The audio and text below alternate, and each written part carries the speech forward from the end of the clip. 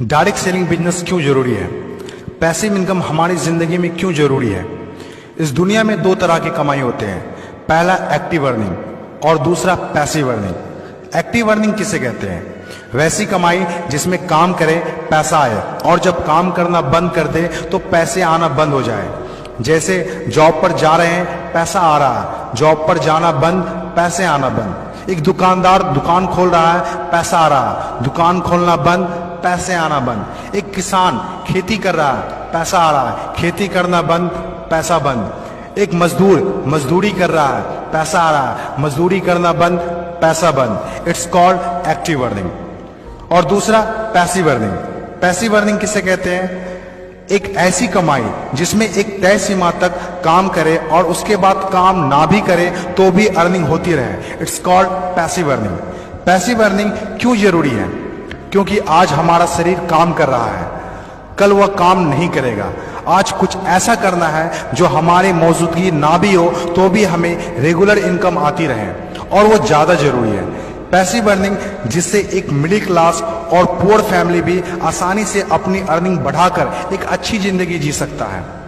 आज passive earning के तरीके का इस्तेमाल वर्ल्ड के सभी अमीर लोग, बिजनेसमैन, पॉलिटिशियन और एक्टर सभी अपने लाइफ में पैसे कमाने में करते हैं। पैसिव अर्निंग का मतलब ऐसा काम जिसमें किसी काम का रेगुलर इनकम आता रहे, जैसे रेंटेड प्रॉपर्टी, कोई मकान, बंगला या रूम को रेंट पर देने से जो पैसा आए।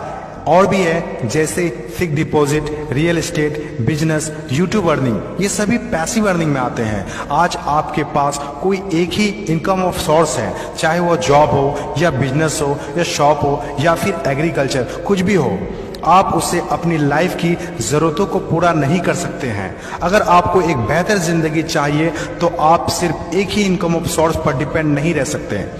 आपको सेकेंड, थर्ड, फोर्थ या ज्यादा इनकम सोर्स बनाने होंगे। जितनी ज्यादा इनकम ऑफ सोर्स होगी उतनी ज्यादा अर्निंग होगी और आप अपने फैमिली को एक बेहतर जिंदगी दे पाएंगे।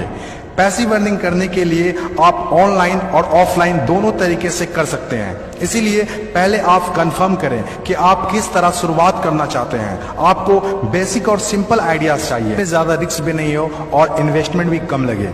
डायरेक्ट सेलिंग बिजनेस सबसे बड़ा एग्जाम्पल है। ये पैसे कमाने का वो रास्ता है जिसमें आप सिर्फ एक बार मेहनत करते हैं और कुछ ऐसे संपत्ति बना देते हैं जो आपको जिंदगी भर पैसे कमा के दे सके। पैसिव अर्निंग को समझाने के लिए मैं आपके साथ एक स्टोरी शेयर करना चाहूंगा। यह कहानी है बर्क हेजेस की किताब द पैराबल्स ऑफ पाइपलाइन। एक छोटे से गांव में दो दोस्त रहा करते थे, ब्रूनो और पाब्लो, जो बड़े सपने देखा करते थे। एक दिन किसी न किसी तरह वो गांव के सबसे अमीर आदमी बन जाएंगे। वो दोनों काफी मेहनती थे, उन्हें तो बस एक मौके की तलाश थी और एक दिन उन्हें वो मौका मिल गया। उस गांव में एक समस्या थी। गांव वाले को पानी लाने के लिए नदी में जाना होता था और आधा दिन पानी लाने में ही गुजर जाता था। वो दोनों ने गांव वालों से बात की कि वो नदी से पानी लाकर उन्हें देंगे और उसके बदले कुछ पैसे लेंगे। गांव वालों को ये बात अच्छी लगी। अगले दिन दोनों ने एक एक बाल्टी पकड़ी और नदी की तरफ चल दिए कि हर बाल्टी के लिए 10 रुपए दिए। ब्रूनो बहुत खुश हुआ, लेकिन पाब्लो को इतनी ज्यादा खुशी नहीं थी। पाब्लो को बाल्टी ढोने की वजह से उसके पीठ में दर्द हो रहा था और हाथों में छाले पड़ गए थे। अगली सुबह फिर से उन्हें ढोने की बात सोचकर ही दहशत हो रही थी। पाब्लो ने नदी से गांव तक पानी लाने का एक अच्छा आइडिया सोचा।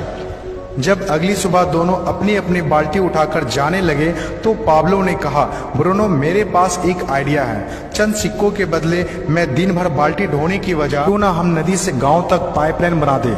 ब्रूनो ने कहा, पागल, हमारे पास एक बेहतरीन नौकरी है, अच्छे पैसे भी मिलते हैं जिससे हम जो चाहें खरीद सकते हैं। अपनी पाइपलाइन के आइडिया को दिमाग से निकाल दो। लेकिन पाब्लो इतनी आसानी से डिमोटिवेट होने वाला नहीं था।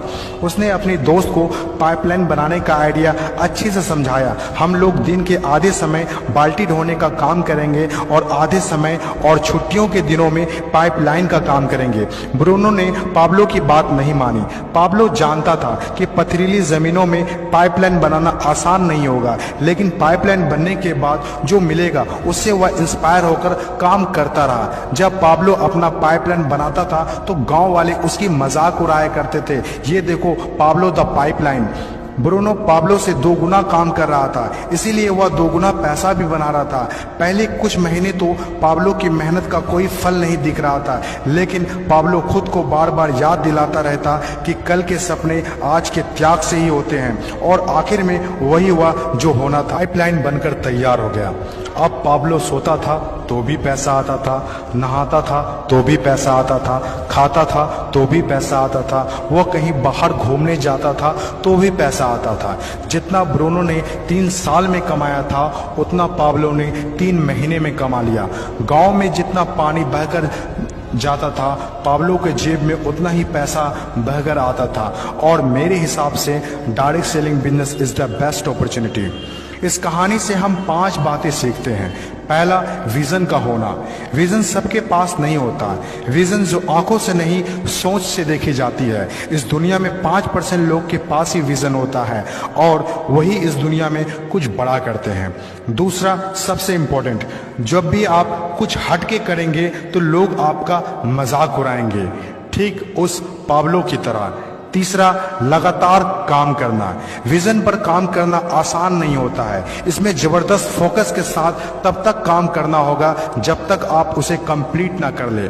चौथा, खुद को इंस्पायर करना।